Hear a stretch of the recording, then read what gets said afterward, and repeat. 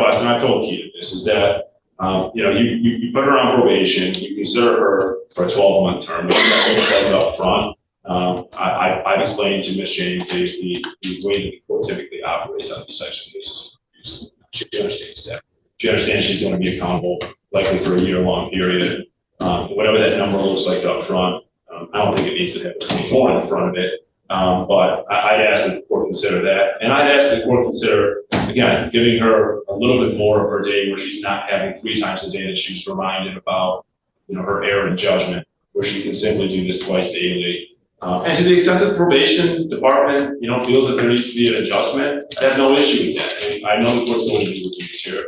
So I'm asking for that. I have no position really on the balance of this, other than to indicate that I guess maybe continue therapy may be duplicative from what she's done, given the fact that she's completed most recently this intensive outpatient program. Wasn't there was there aftercare with her? Usually people don't go from intensive outpatient to nothing at all. So she's going to see her own therapist for mental health counseling, irrespective of things. My thought was if the court wanted to have something that was structured, maybe something on a 4 times per month basis, whether that be DARMA recovery or therapy, some pro-social, pro-minded activity that she completes and demonstrates compliance to the probation department. I think that will provide the level of I guess, training rules, for lack of a better way to put it, and safeguards, at least for the interim, the next few months until, Ms. James is ready to go forward without that. If she decides she wants to go forward without that.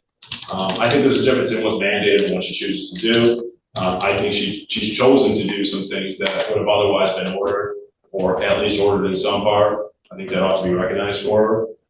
And what she does now will be a combination of exactly what she's ordered to do and what she feels she needs to do. I think that that's the purpose of probation in general, is to get people to get back in without that level of supervision. I think she's already on the way towards that.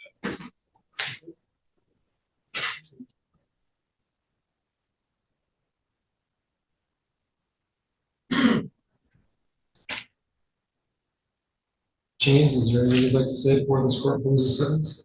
Yes, ma'am. On the day in question, that took place, I received some disturbing medical information from my doctor. It was devastating to me, and I did not take it well. That sent me to the path of drinking excessively that day. And it was a poor decision on my part. I know better. And from that day, I knew that I needed to make a change. I needed to do better for myself. And that's why I took the initiative to go into inpatient in Florida, away from family and everything, so I could focus on me.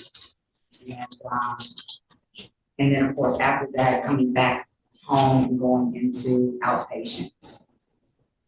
During that time, I developed a lot of tools, coping mechanisms, and things to help me be a better version of me. And during that time,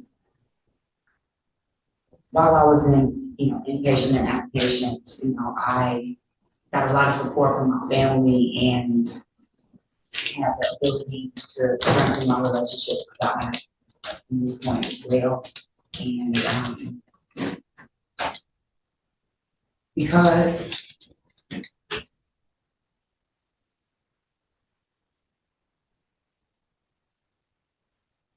I embarrassed myself, I embarrassed my family. It was more of a pivotal moment for me to show a different Kia and show up better for myself and for my family.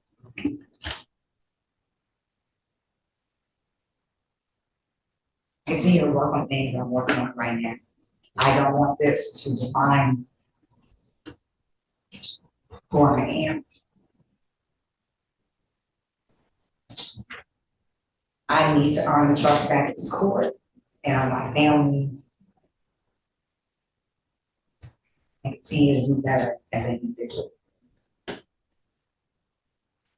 So I take full accountability for my actions. This was all my choosing, and these poor decisions on my part is just not right. Mayor Hamlin, it is difficult to reconcile the professional that stands before me and all of the work you've done to get to that place, personally and professionally, with the actions of the person that I read the police report from that night. It's hard to combine the two. It doesn't really make sense. It's not, I mean, it's not uncommon, and this happens all the time. I can have people who have achieved tremendous things professionally that are basically good people, but have this one real challenge. And it's really, I always find that it's particularly challenging when you've got somebody who is so accomplished professionally, because I should be good at this. I should be good at this. I should be good at figuring out when I draw the line or when to separate myself.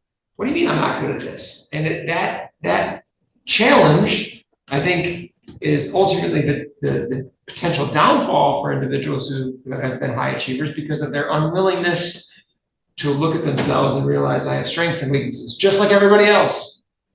And the longer I deny the weaknesses, the longer I am kept from healing and learning and growing and making sure that that weakness isn't something that tears me down.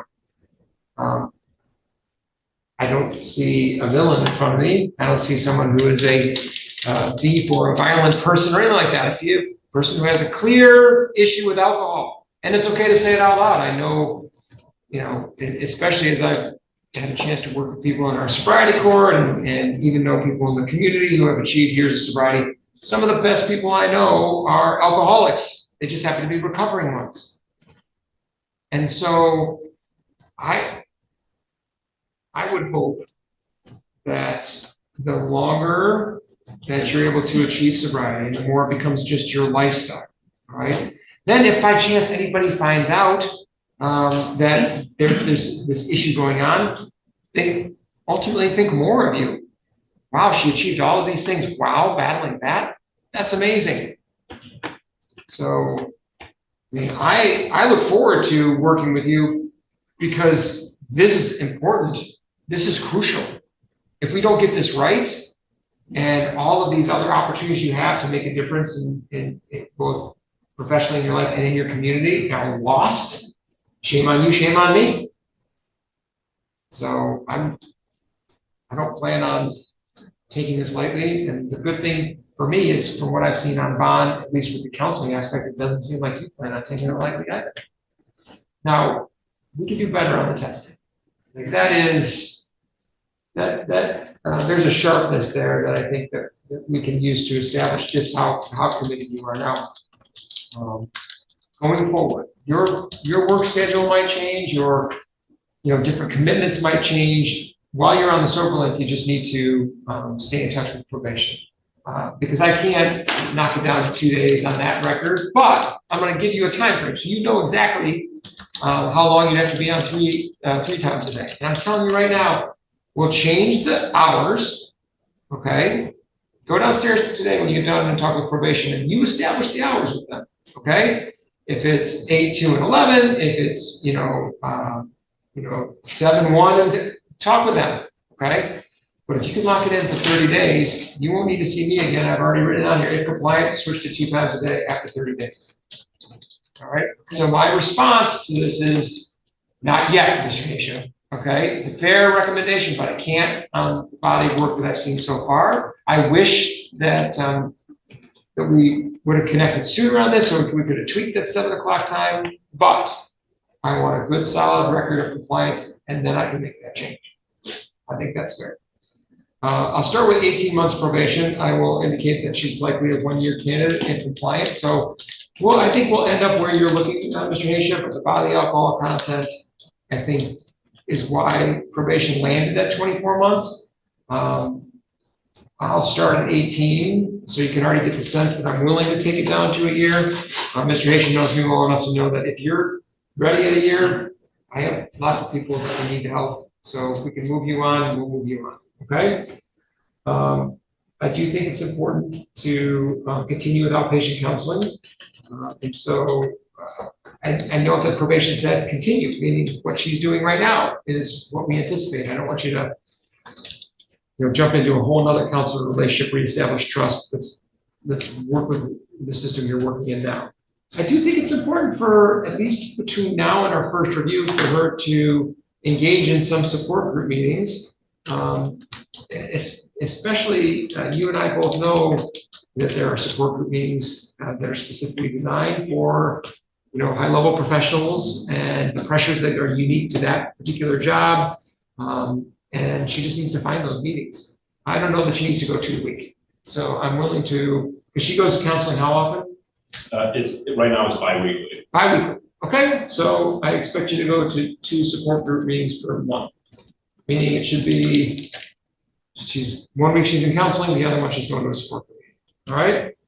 40 hours of community service, maintain employment, attend the victim impact panel, no alcohol, marijuana, or legal controlled substances, submit to radio screens, remain out of all bars, clubs, liquor stores while on probation. Any violation could result in up to 93 days in jail. Obviously, we're trying to avoid that.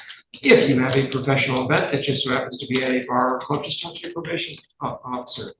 We can certainly set up safeguards to make sure that it happens. Just don't, on your own, go.